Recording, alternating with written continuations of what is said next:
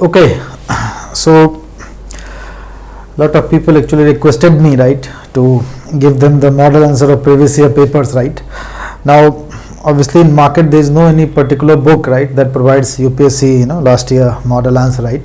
Some of you requested me to write one down as well, right. Obviously that is not possible that I can write the whole answer in a short duration. So what I'm going to do, actually I have requested the fact-wise people also that weekly what I will do, that in a particular year there are around 30 questions, right. There are 28 actually, right. Out of that it is divided into 1 to 8 question, right. Question number 1 and question number 5 is of 50 marks, consisting 5 question each, right, and rest every question is basically 3 question each in every every question. So altogether around 28, right. But sometime those questions are also split into 2 parts, 10 marks, right. So sometime question number 2 or 3 might consist 4 question instead of 3 question, right. So that is also sometimes that happens, right. So what I will do that I will take an average of around 30 question, right. So what I will do actually that per week I will discuss 5 questions, right. Most preferably I will discuss that on Saturday, and this video will get edited and everything, and the fact-wise people will probably upload it by Monday, right. So by Monday you can expect on Monday 5 question, right. So what I will do that in 1 month I will try to finish paper discussion of, the last year paper discussion of 1 year, right. So in the next 5 to 6 months at least 5-6 year question paper I could discuss, right. Now discussing of one question takes around 5 to 6 minutes, right. So it will be around 30-40 minutes video, right. Now discussing all the question in one video is a very tough thing to do, right. So what I have thought that I can do this actually, right, and the fact-wise people very graciously they have also agreed, right. Obviously their commercial interests are there, but still they have agreed to do so, and I must thank them. Okay, now let us start with question number question paper of 2019, right.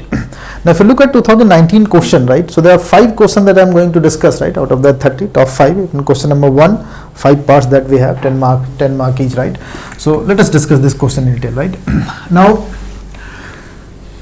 obviously I will get that on our website as well, right, so that on that website you can find everything accumulative at one place, right, previous year paper.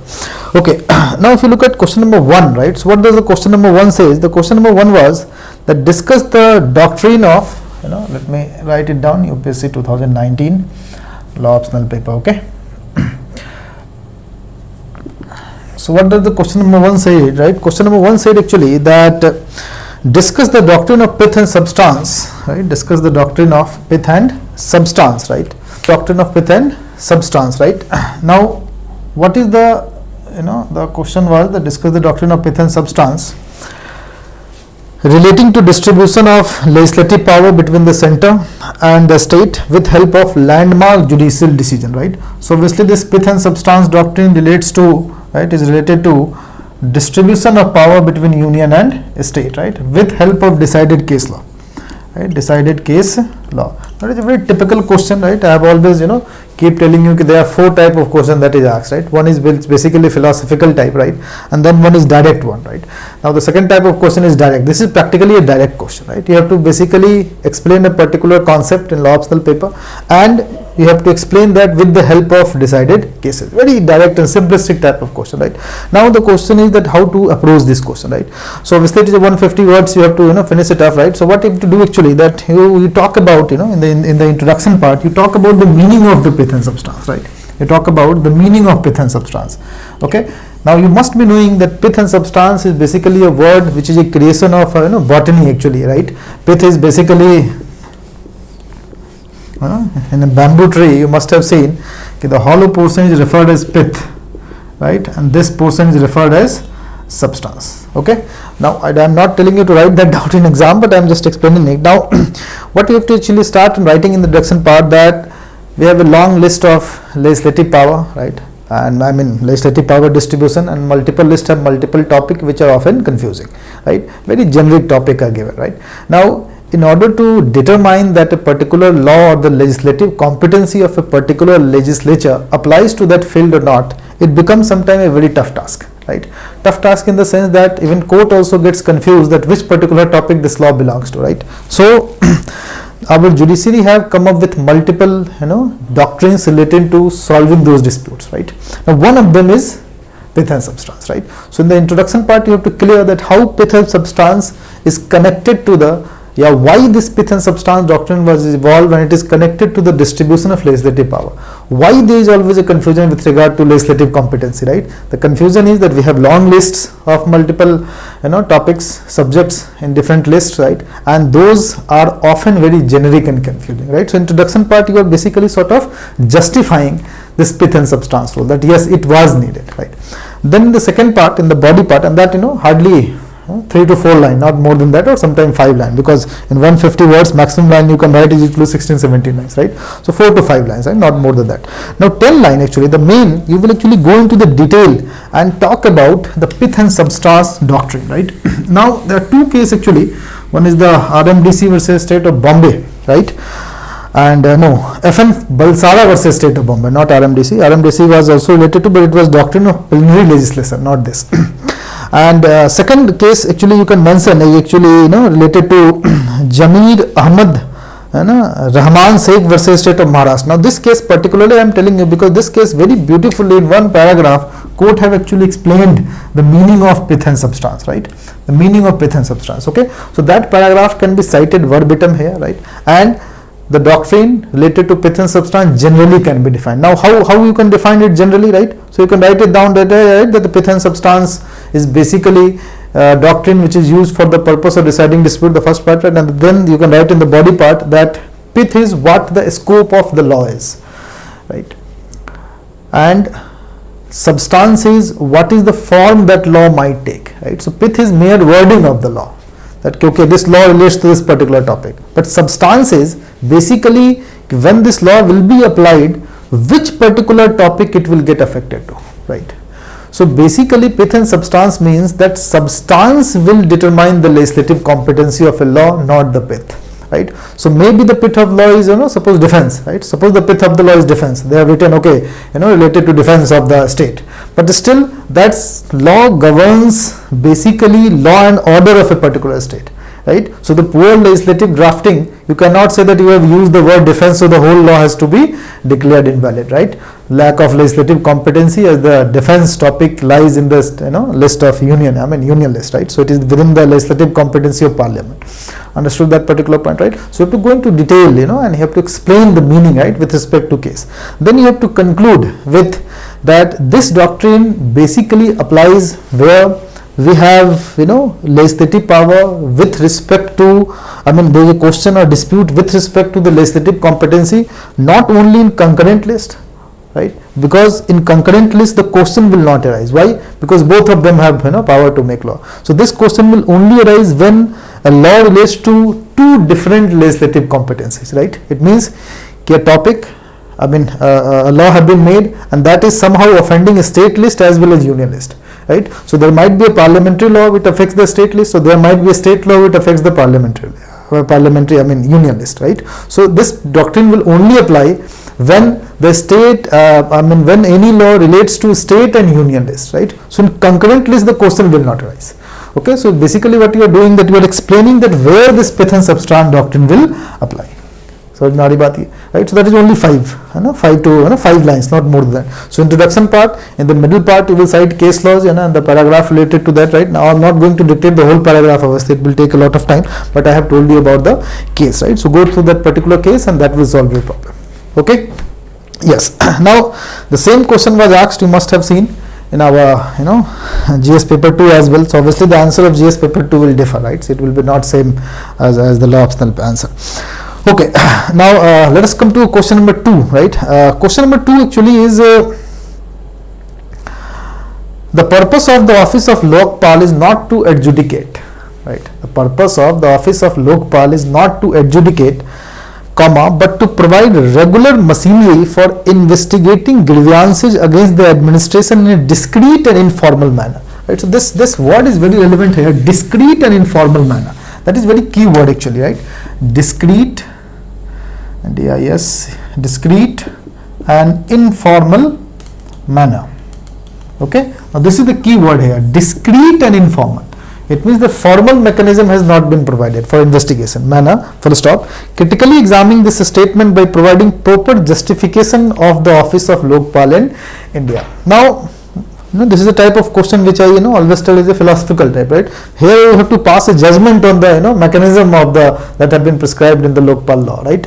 Now if you look at the mechanism of the Lokpal law, there are multiple lacunae attached to it, right? One of the most important lacunae is that whenever there is a question of investigation, right, and corruption, right, so that corruption investigation, there has to be a preliminary inquiry before actually going into investigation, right? So that is the sense of informality that is attached to it. So when you complain, right, when you complain against a particular body for which Lokpal is established, even before listing of the complaint, there has to be preliminary inquiry, then the complaint would be lodged, right? So that is a very unique thing that is there, because generally what happens that first the complaint is registered, then everything else is that. But here there has to be pre-complaint inquiry as well, right? It has been specifically provided, right?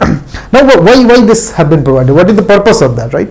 See, Lokpal basically have complaint, is capable of taking complaint against holder of a high political office, right? Parliamentarian, ministers, prime ministers, and mostly the complaint against them must be politically motivated, right? They might be right also, but most of the time it will be politically motivated, right? So in order to weed out that question of political motivation behind a complaint, a concept of preliminary inquiry have been given. That is why it is the word is that discreet and informal, right? Because when the complaint is made, the complaint will be also not sent to the public before that preliminary inquiry, right? So the complaint will be also kept secret, right? Why this secrecy? Because obviously the complaint might be of political nature, because it is generally against the person who is holding a very high political office, right? Prime Minister, Chief Minister, etc., right? So that actually is the sort of a necessity of having it as discreet and informal, right? So that particular point actually you have to focus, right? So if you read the question again, then you will see the purpose of the office of Lokpal is not to adjudicate, right, but to provide regular machinery for investigating grievances against administration in a discreet and informal manner. That is the key point. Critically examining the statement by providing proper justification, right? Now how to approach this question? I mean you understood the the purpose of the Lokpal Act and the relation why this question is there, right? Now how to approach it, right? So introduction part, you can write two things actually. Two way actually you can start the introduction. One, either you can say that in a long legislative history of Lokpal, there have been multiple time a demand of Lokpal, still the Lokpal was not enacted, and ultimately it led to lot of political movements, right? Anna Hazare, etc. But not mention Anna Hazare, do not give your answer political color, right? But at least you can say that lot of civic society ultimately that movement, and that ultimately led to the passing of Lokpal, right? Or you can talk about simply that in India we have an absence of a proper mechanism to investigate the person who Lokpal is supposed to investigate. Okay, so two way, you can either go for this historical significance, or you can directly come to the point that saying that no, there is no, apart from Lokpal there is absence of any other administrative machinery. Okay, so that is the first in the introduction part you can write. Then you can come to the second part, and you have to justify two things here. First, informal and discreet, right? So you have to write the the minute detail of the act, and then you have to support the point of view in the question, right? It is informal, right? It is discreet. Okay, and you can attach reasoning to it also, that we have discussed, right? And then one more word is that not to adjudicate. It means that Lokpal shall only order the investigation or preliminary inquiry to certain established bodies. They can give it to CBI, they can give to CVO, right? But they cannot themselves investigate. Okay, so that is the purpose is that they will be overall in charge of investigation, but the investigation arm will actually investigate. Lokpal himself will not investigate. Understood that particular point? Okay, so that is the purpose, not to adjudicate. Okay, now when the investigation comes before him, right, the result comes before him, then he can ask to register FIR against that particular complaint in a court of law, right? So they will not adjudicate, right? So the Lokpal have been given a particular machinery to investigate, and he have been given charge of that particular machinery, some charges, not all the charges, right? But still he will be in overall command, but he will not adjudicate, right? So that 2 point has to be focused: discreet, informal, and not to adjudicate. And then critically examine by providing proper justification. Now you have to write why Lokpal is needed in India, right? Why Lokpal is needed in India, right? Now you can say that there have been instances of political corruptions, right? And the machinery is not effectively able to solve it, right? Why? You can cite some of the lacunae, because political executive is ultimately in power, right? Ultimately they decide what to investigate, what not to investigate, right? Because in our constitutional scheme, you must have seen that it is basically state versus criminal, right? Or that particular person, alleged criminal, oh, I'm sorry, not criminal, alleged criminal. Now if that state is himself under investigation, the head of the state, right, political executive, so it becomes very tough for political executive to investigate themselves. Okay, obviously they will not investigate themselves, right? So then you will cite that this is that is why we need an independent office of Lokpal, right? So you have to justify it in 3 to 4 lines by providing, the structure of our, criminal justice system, right? How actually it functions and why the political executive cannot be held accountable into the current system, because they themselves basically prosecute. They themselves appoint, prosecution, the prosecutors to basically appear before a court of law. So they cannot appoint prosecutor for themselves, right? They are the one who was alleged criminal, and they themselves are basically hiring some prosecutor to prosecute them, right? So that is obviously sort of a violation of the rules of natural justice itself. Okay, so that is how you will end it. Okay, so the intro part, body part, and the last part. Now if you go to the question number 3, that is your 1C, it is a very typical question actually, 1C. Now if you look at the 2019 1C question, then it is basically a question related to principle of natural justice. Let me read it for you. Now if you look at question number 1C, what does it say? It says audi alteram partem, let's hear the other side, rule is very flexible, malleable and adaptable concept of rules of natural justice, concept of natural justice to adjust the need of speedy and obligation to act fairly. Full stop. Examine the statement with help of decided case law, right? So basically what they are asking, that one of the rule of natural justice, audi alteram partem, right, that basically is very flexible, right, and its flexibility, right, basically tries to satisfy 2 things, right? First, a speedy need of justice and acting fairly, right? So the 2 need, and often 2 needs are against each other, has to be justified, right? And the last line is examining the statement with help of decided case law, right? Now the question is that how to approach this, how to approach it, how to answer this question. Now if you look at this question, right, a very easy question I must add, because lot of time there is a question with regard to rules of natural justice that it is flexible, right? The very purpose of natural justice is it is flexible, right? Now how to write that particular answer, how to approach that answer. So introduction part, a very generic line has to be written that rules of natural justice are normally designed to be flexible, right? It is based on common law principle, and there is no set of guideline that governs it. It is basically governed by precedents, right? And precedents by the very nature of it are flexible, right? Precedents are not rule of written law that it is inflexible, right? It is very flexible, right? Because deciding the ratio of a particular law, deciding the judgment, the fact and the law, right, that itself is a very tedious exercise, in the sense that it is not accurate, right? Same judgment, someone else will think something else as a precedent, someone else will think something else as a precedent, right? So the precedent itself varies, in the same judgment. Okay, so that introduces a sense of flexibility to it, right? So we will not go into that detail, but you will write a very generic line based on common law, based on precedent, and hence by very nature it is flexible. Then you will write that one of the rule is audi alteram partem. Now if you look at the audi alteram partem, then what you can do actually, that you can cite the cases and judicial innovation that have taken place from various dimensions of this particular rules of natural justice, right? The most important or most recent dimension is basically, when you are saying that let's hear the other side, then when to hear other side, before your decision or after your decision, right? So in Maneka Gandhi, the court held that no, audi alteram partem means you can have a post-decisional hearing as well. Okay, post-decisional hearing as well, right? So you can actually cite this an example that how flexible the rule is. Right. So the intention of the rule must have been that before taking a decision you should hear the other side, what the other side have to say, right? But the Maneka Gandhi says that no, even after you have taken decision in certain exigencies where you could not provide a proper hearing, right, then you can come up with post-decisional hearing, right? And after the decision have been made, you can go and ask that person that okay, you say what you have to say, whatever you have to say, right? In Maneka Gandhi case, right? So that one example only, because it is one 10 marker question, can be cited as how flexible this rule is, right? How flexible this rule is, right? If you want, you can come up with right to give notice, right?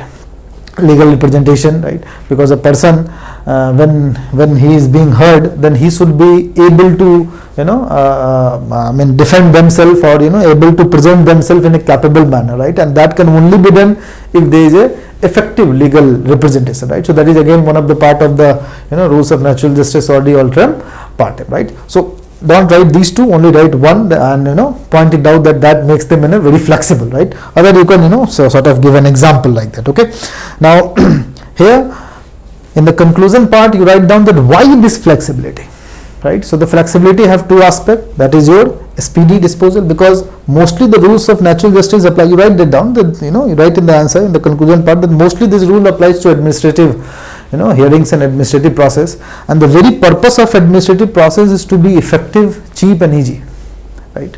Okay, so if we go into very nitty gritty and we will lay down laws and everything, procedure laws, that will lead to ineffective justice system, right? And we need to act fairly as well, right? Understood, right? So when you when a person or administrative authority uses the principle of natural justice, he is basically speeding disposing it. The natural justice gives the scope of flexibility, as well as it provides flexibility in the sense that it will speed up, right? It obviates the need of multiple tedious processes that is we have with the respect of CPC, CRPC, right? And it also entails upon the authority, right, to act fairly. Why? Because if he will not act fairly, then obviously that particular decision can be challenged. Okay, so in conclude you say that okay, how this flexibility have led to a speedy, effective and fair disposal of justice.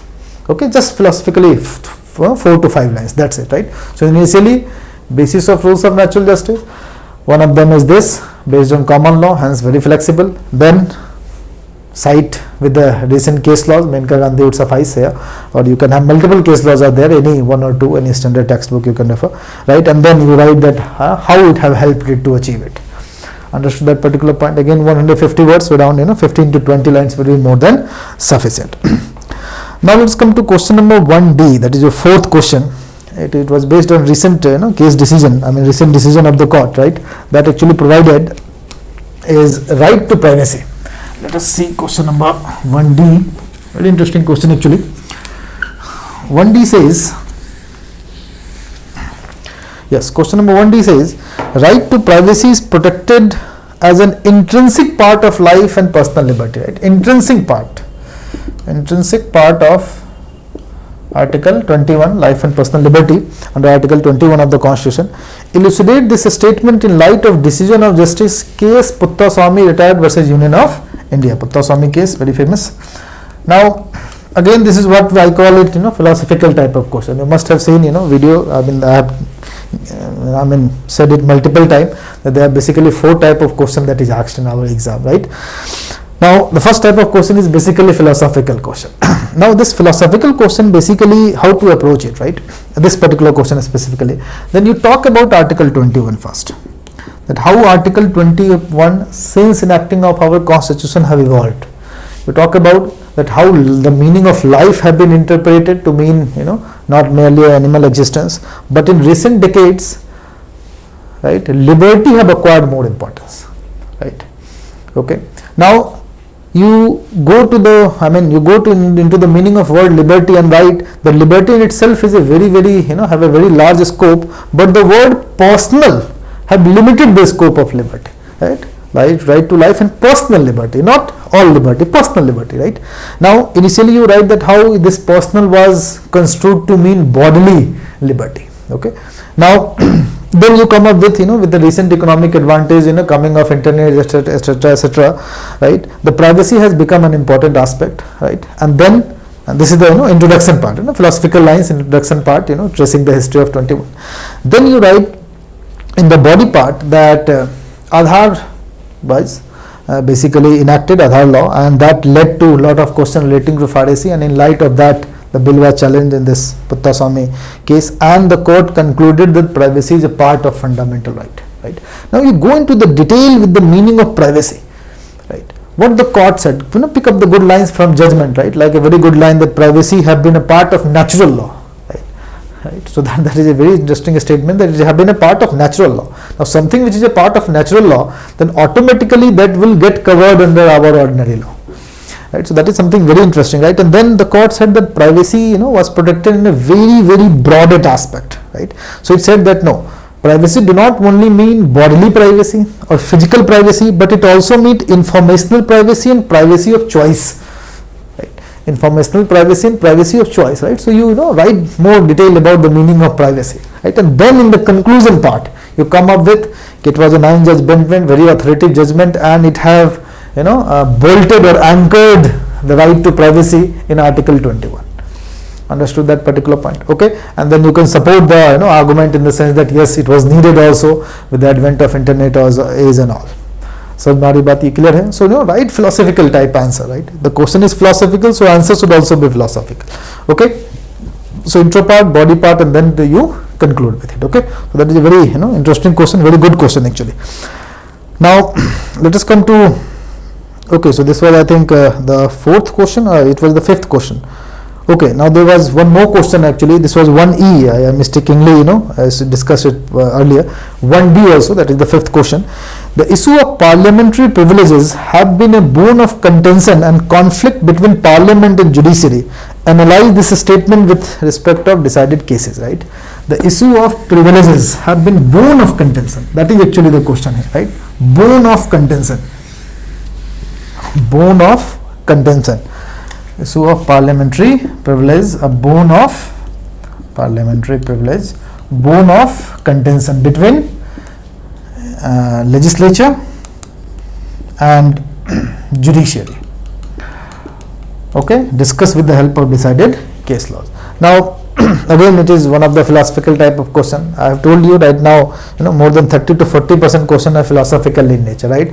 So you do not have to write generic answer here. You have to write, very good answer with good lines, right? Now, if you look at this question, then how to approach it? Now, let me, explain a little bit concept about it. See, first, what you will do actually, that you have to understand that what actually have been the bone of contention, right? So the bone of contention basically have been with relation to contempt.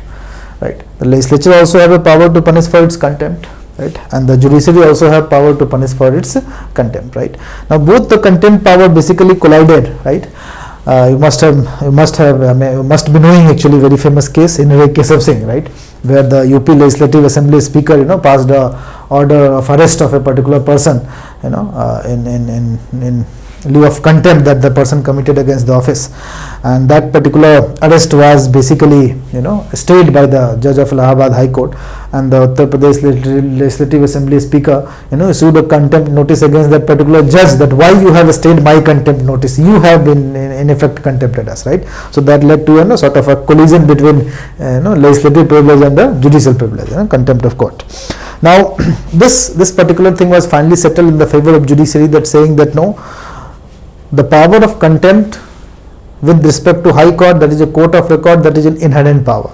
But the power of contempt with respect to legislature is not an inherent power, it is a constitutional power given to you, and it can be taken away.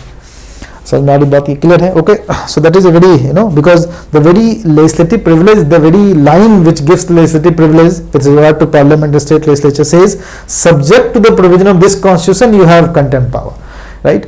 But there is no such wording with respect to court of record, right? Supreme Court is a court of record. There it is not written that subject to the other provision of this constitution, Supreme Court is a court of record. That is not there. Understood that particular point, right? So the court said that no, the contempt power of the legislature is subject to the contempt power of basically court, because that means the contempt power of court is other provision of the constitution, right? So that is a very interesting point that you should understand, right? So that was basically the crux of the case, right? So the court sort of interpreted in a very constructive manner, right? Right, so that is actually the answer, but the question is that how to write it, right? You cannot write starting directly within Keshav Singh. That is obviously that will not look nice, right? So what will you do actually is that you will start with the meaning of privilege, right? In the introduction part, you will talk about privilege means what. Then you will talk about that how the law of privileges have been taken or is inspired from the parliamentary privilege of the British Parliament and is still governed by constitutional conventions, right? There is no laid down law. On the other hand, the privileges related to court is clearly established and well laid down. in the constitution as well as in the parliamentary enactments, right? So that is the introduction part, 4 to 5 lines.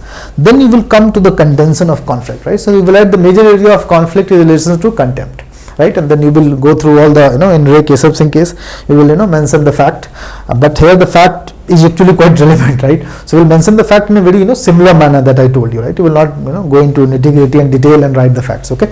And then you will write that how the court have basically and what the court have said, and you will write that the parliamentary privilege is subject to the other provision of this constitution, and the contempt power of the court is other provision of the constitution, right? It is an inherent power, and the legislative privilege is not inherent power.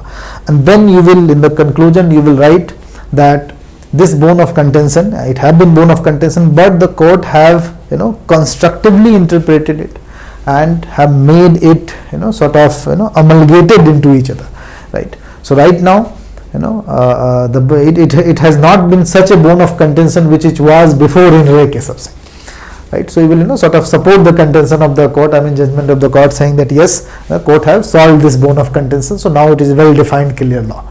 Understood that particular point? Okay, so that is the the conclusion part, again 4 to 5 lines, right? So maximum you have to write 20 lines, okay? So the 5 lines, introduction, parliamentary privilege, where it has come from, governed by constitutional convention, right? So these are the key words that has to be mentioned, right? And then in Ray Keshav Singh, every issue is related to it, and then the conclusion.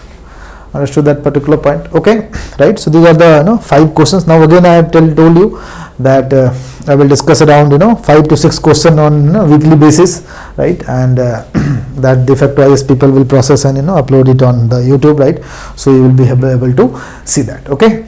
Now one more thing actually what I can actually do that if possible, I cannot guarantee it, if possible I can actually write these things in 2-3 lines, okay, that what to write in introduction, what in body, and what in conclusion, and that I can actually give it to you, give it to de facto people, and they will post it on YouTube or Telegram group, whatever, right? So you can see that, and self practice it also, okay? Self practice is also, okay?